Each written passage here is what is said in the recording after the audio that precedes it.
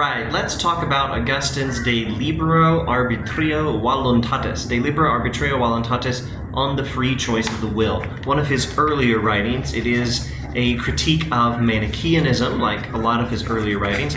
It's a philosophical dialogue between Augustine and his friend/student Evodius, or classical Latin Evodius. Evodius became a bishop later of a place called Uzalis. So, free choice of the will, De Libero Arbitrio, is an answer to the problem of evil. Why would God allow evil to happen? And Augustine's answer is partly that evil is not a thing in and of itself. It's a lack of goodness. It's not a thing that exists, it's a corruption of what does exist. Famous Augustinian answer to the problem of evil. Evil is parasitical on the good. Evil depends on good. Good can exist without evil, but not vice versa. And evil is not a nature or a thing, but a lack of goodness in a good thing. Or a lack of some of the goodness a thing is designed for. A thing is designed to have a certain amount of goodness and it has less. And that lessness is what evil is. And Augustine also explains, this is the main point of the book, De Libero Arbitrio, evil comes from free will. Now, there's a lot to say about free will, although some things don't even need to be said, and that's sort of the point. We'll get to that in a moment. Free will. What are some things Augustine says about free will in De Libero Arbitrio? He says free will is a good thing. It's a gift of God. And he says free will can turn towards lesser goods instead of towards God. And that's what sin is. Sin is turning towards a lesser good with the will that should have been turned towards God. Our wills are designed to pursue God. And when they turn to something other than God, well, that's what sin is. And Augustine explains that free will swerves away from God in this way, and that swerving of the will away from God is not an event that's caused by any other event. It's an event that's, you could almost say caused by itself, but nothing causes itself. That doesn't make any sense. The event in which the free will swerves away from God is an uncaused event. It has a causal backstory. It comes from free will. God gave us this free will, etc., etc. It's not an uncaused cause in the sense in which God is the uncaused cause in classical theism, or when people talk about the cosmological argument for the existence of God. But it is an uncaused event. It's an event that's caused by no other event. It's only caused by the free will. And to be an event uncaused by any prior event, well, that's what free will means. For an action to be made by for a decision to be made by the free will, and that decision to be not caused by any prior event, for a decision to be made by free will, and for that decision to be an event which is not caused by any prior event, that is just what freedom means. That's what free will means. And free will is compatible, Augustine explains, with God's knowing in advance what our choices are going to be, on which see some other videos on this channel.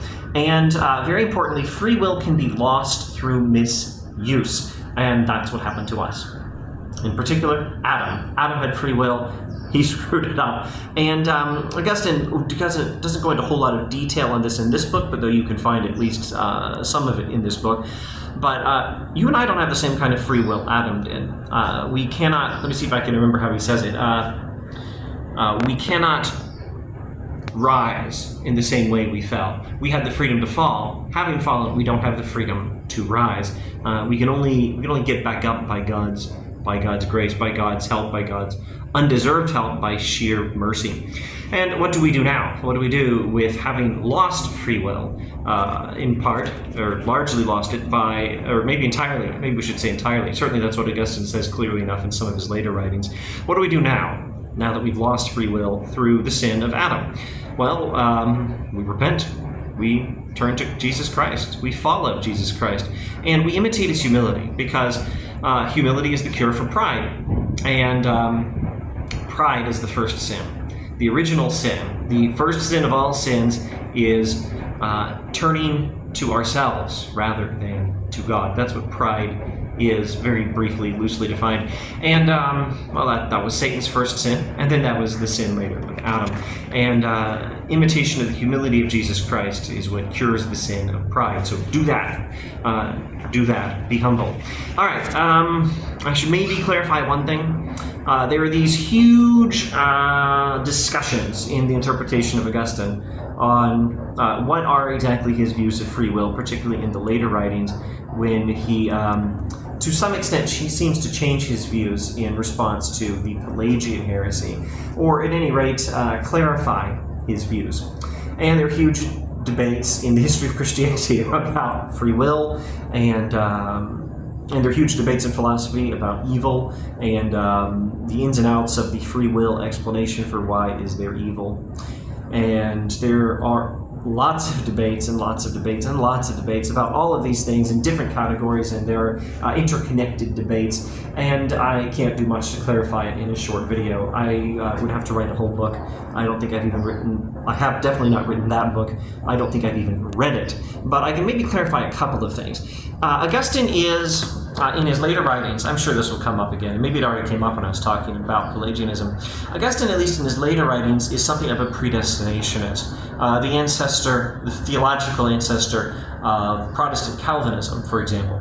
And there were some other predestination traditions in the history of Christian theology. Off the top of my head, Jansenism, I think.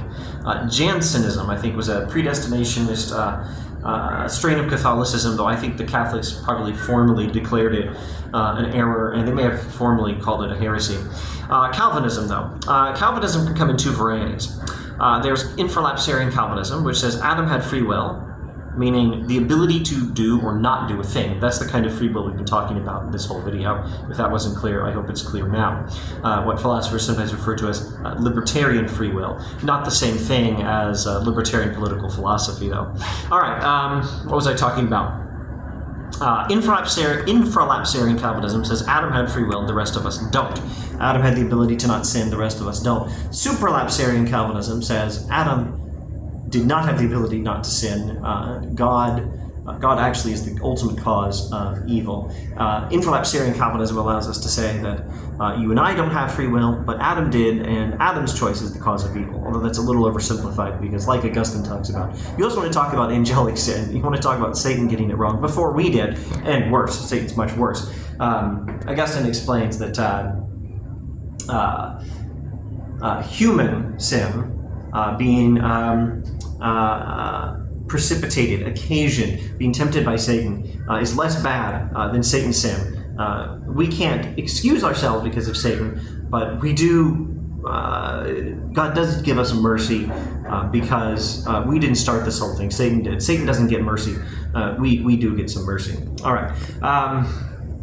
What was I explaining? Oh, I was going to explain Augustine is much more like the infralapsarian than the supralapsarian Calvinist. That's what I wanted to clarify. All right, I'll shut up now, and maybe I'll risk trying to get a better view of the background. Hong Kong Island looking south, and I just don't know if... Oh, there we go. That's better. Yes, that's Llama Island, south of Hong Kong Island. And that's enough.